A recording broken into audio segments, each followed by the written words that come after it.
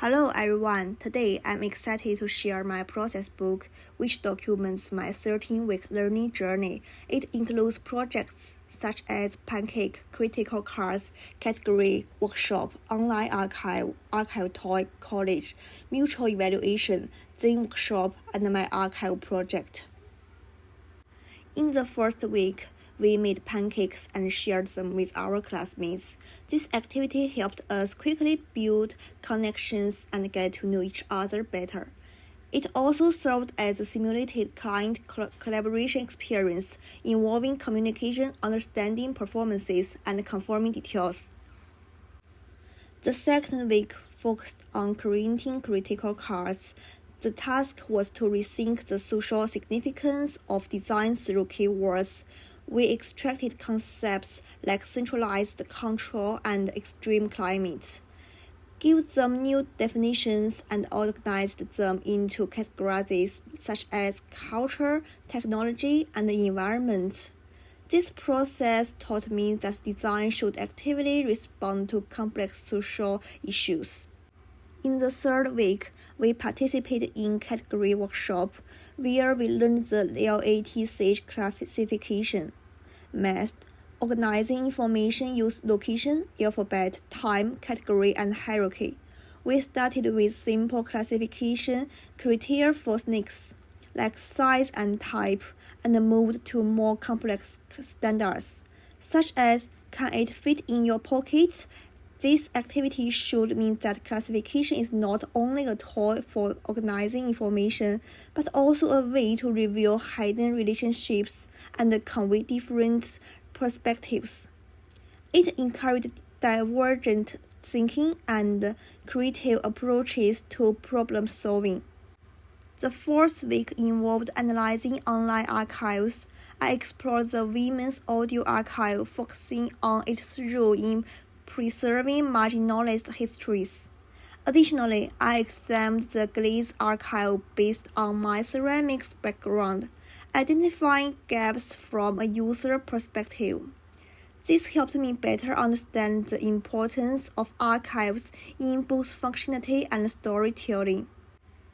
In the fifth week, we visited the National Theatre Archive, where we closely examined valuable materials like scripts, posters, and stage designs. This visit helped me realize that archives are not just a repository of information, but also powerful tools for cultural storytelling and transmission. In the sixth week, I created collage inspired by archive materials, focusing on four themes: feminism, theater performance, display mass, and glaze materials. Each collage combined images and text to tell a new story, demonstrating the potential of archives as a source of creative inspiration. In week 8, we conducted a collective evaluation session where I presented my initial ideas for the archive project and gained inspiration from the feedback provided by classmates and tutors. I introduced three concepts: a performance record, a ceramics archive supplement, and a cultural assimilation map. During the season, my peers raised several key questions about my project, such as what is your core objective and how can the presentation of the archive be made more interactive. These questions made me realize the need of a clear narrative structure and a more goal-oriented approach. Through this evaluation, I not only identified the shortcomings in my project from others' perspectives, but also gained diverse viewpoints, making it an incredibly valuable experience. In the ninth week, I participated in the Zen workshop. I designed a 4-page Zen on the theme of trash within a short time, completing the entire process from concept to production. This exercise demonstrated the experimental and efficient nature of repeat making.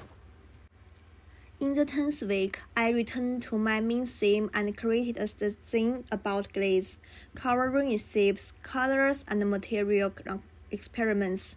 However, This attempt felt more like a process book and lacked a compelling narrative.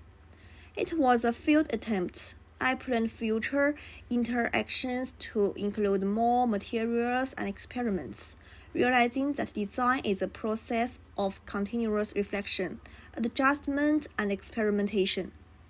After the first experiment failed, I began a second archive response experiment.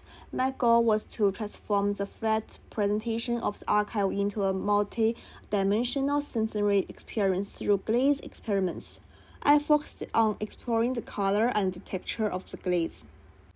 I first on touch-based experiments attempting to extract lines from glaze textures. I discovered that these lines had connection to natural forms, so I decided to recreate these textures using clay, where the textures were relatively effective.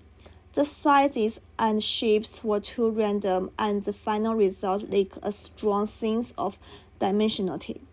As a result, I conducted a new touch experiment. I modified the basic shape to a hemispherical form, making it easier to handle and interpret, and enlarged and refined the extracted patterns.